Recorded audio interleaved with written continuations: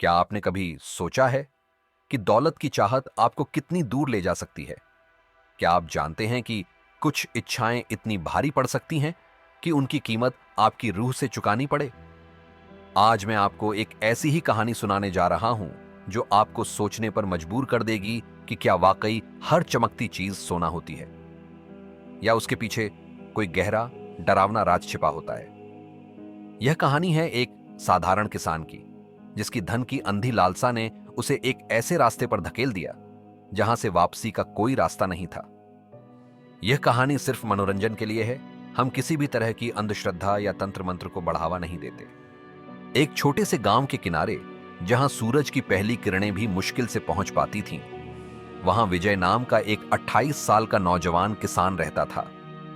उसकी जिंदगी गरीबी और संघर्ष की एक अंतहीन कहानी थी। एक छोटी सी जमीन का टुकड़ा जिस पर खेती करना भी किसी तपस्या से कम नहीं था, और एक टूटी फूटी झोपड़ी जो बारिश में टपकती थी और सर्दियों में ठंडी हवाओं को रोक नहीं पाती थी। विजय हर दिन पेट पालने की जद्दोजहद में लगा रहता था।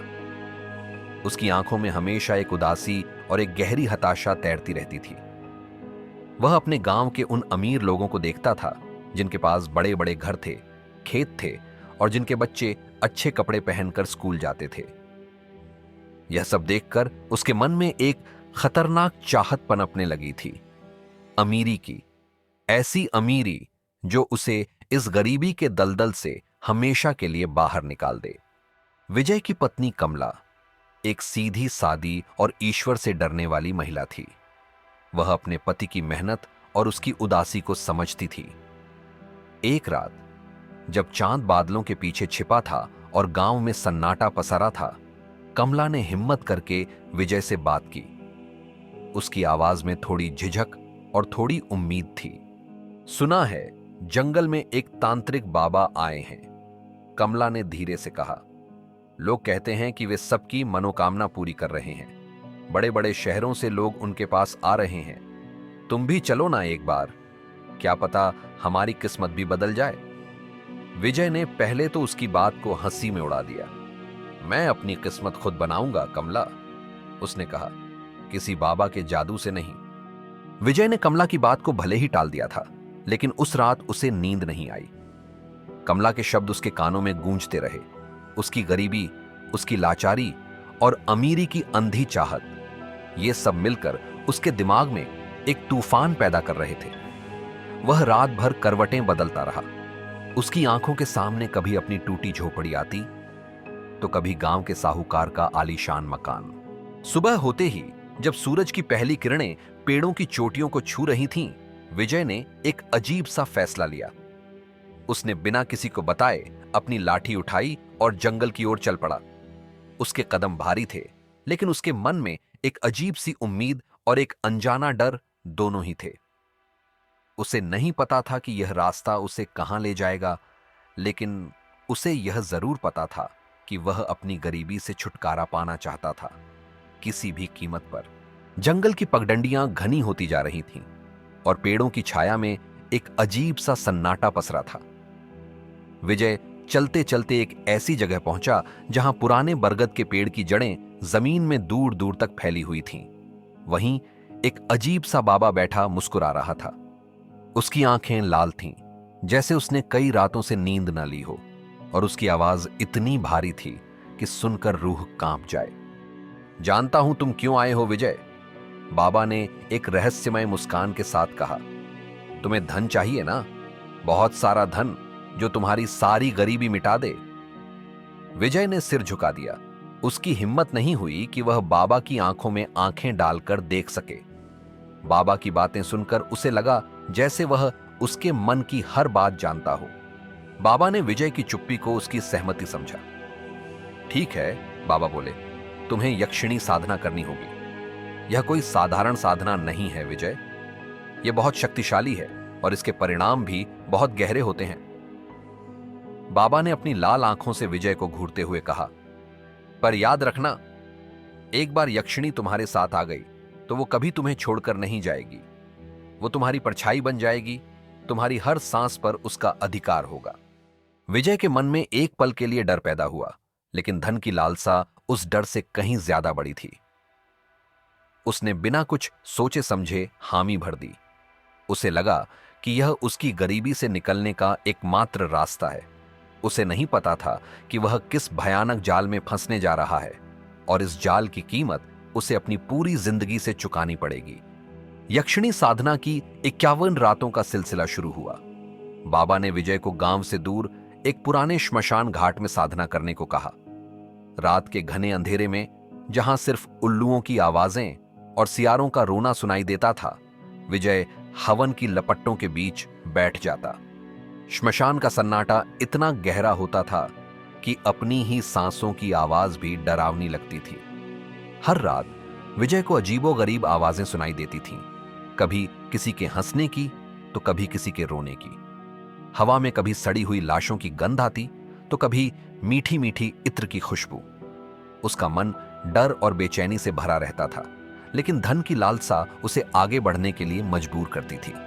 उसकी आंखें लाल हो चुकी थीं, शरीर कमजोर पड़ गया था, लेकिन उसने हार नहीं मानी। आखिरकार 96वीं रात आ गई। उस रात श्मशान का माहौल और भी ज्यादा डरावना था। हवा में एक अजीब सी ठंडक थी और हवन की लपटें नीली पड़ गई थीं। अचानक हवन कुंड से घना धुआं उठने लगा और उस धुएं के बीच से एक आकृति उभरने लगी। धीरे धीरे धुएं ने एक औरत का रूप ले लिया। वह इतनी सुंदर थी कि उसे देखकर आंखें पथरा जाईं। उसका रूप इतना मोहक था कि कोई भी पुरुष उस पर मोहित हो जाए। उसके बाल काले और लंबे थे, उसकी आंखें गहरी और रहस्यमय थीं, और उसके होठों पर एक अजीब सी मुस्कान थी। मैं आ गई हूं, उसने एक मीठी लेकिन ठंडी आवाज में कहा। तुमने मुझे बुलाया है विजय, अब मैं तुम्हारी हूं।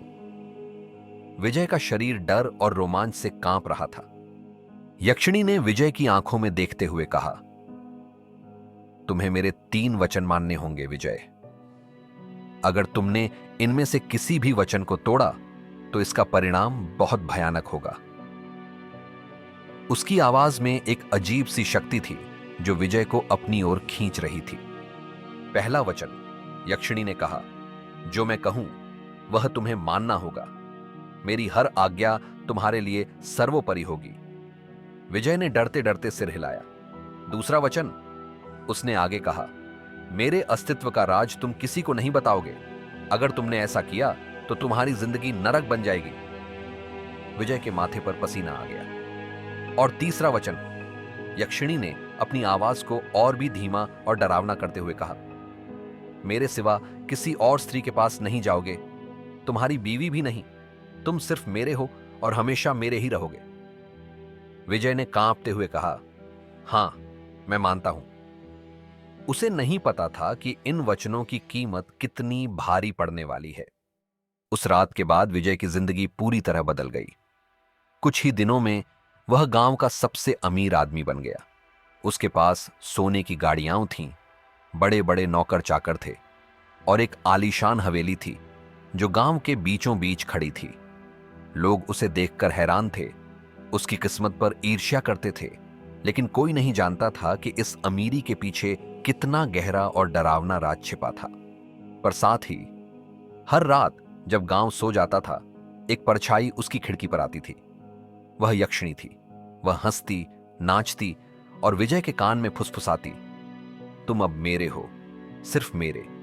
तुम्हारी हर सांस, तुम्हारी हर धड़कन सब मेरी है। विजय अब अपनी हवेली में भी अकेला महसूस करता था। वह सोने के बिस्तर पर सोता था, लेकिन उसे नींद नहीं आती थी। यक्षिणी की मौजूदगी उसे हर पल महसूस होती थी, जैसे वह उसकी आत्मा का एक हिस्सा बन गई हो। धीरे धीरे विजय की बीवी कमला उससे दूर होने लगी। विजय अब उससे बात नहीं करता था, उसे छूता नहीं था और उसकी आंखों में एक अजीब सी खालीपन थी। कमला को महसूस होता था कि उसका पति अब वह नहीं रहा जिसे वह जानती थी। एक रात कमला ने अपने पति को अपने कमरे में एक अदृश्य औरत से बात करते देखा। विजय हवा में हाथ हिला रहा था, कभी हंस रहा था तो कभी डर रहा था। कमला का दिल डर से बैठ गया। उसकी आवाज बंद हो गई और वह चुपचाप अपने कमरे में लौट आई। उसे समझ नहीं आ रहा था कि यह सब क्या हो रहा है। उसका पति जो कभी उससे इतना प्यार करता था, अब एक परछाई बन गया था और उसके जीवन में कोई अदृश्य शक्ति आ गई थी जिसने उसे पूरी तरह से अपने वश में कर लिया था। कमला को लगा कि उसे कुछ करना होगा इससे पहले कि बहुत देर हो जाए। कमला ने अगले दिन सुबह होते ही बिना किसी को बताए उसी तांत्रिक बाबा के पास जाने का फैसला किया जिसके बारे में उसने विजय को बताया था। जंगल में पहुंचकर उसने बाबा को अपनी सारी बात बताई। उसकी आंखों में आंसू थे और उसकी आवाज कांप रही थी। बचाइए बाबा, कमला ने रोते हुए कहा। वो औरत कौन है जो मेरे पति को ले गई? उसने मेरे पति को मुझसे छीन लिया है। बाबा ने गंभीर स्वर में कमला की बात सुनी। उनकी आंखों में एक अजीब सी चमक थी। अब देर हो चुकी है बेटी, बाबा ने कहा। विजय ने यक्षिणी से वचन लिया है और यक्षिणी अपने वचन की पक्की होती है। उसे वापस लाना बहुत मुश्किल है। कमला का दिल टूट गया, लेकिन बाबा ने उसे एक उम्मीद की किरण दिखाई। पर एक उपाय है, बाबा ने कहा, एक बहुत खतरनाक उपाय। बाबा ने कमला को एक भयानक उपाय बताया। पूर्णिमा की रात जब चांद पूरा हो, तुम्हें उस यक्षिणी के बाल काटने होंगे। फिर उन बालों को एक काली गुड़िया में बांधकर मेरे दिए हुए मंत्रों के साथ जलाना होगा।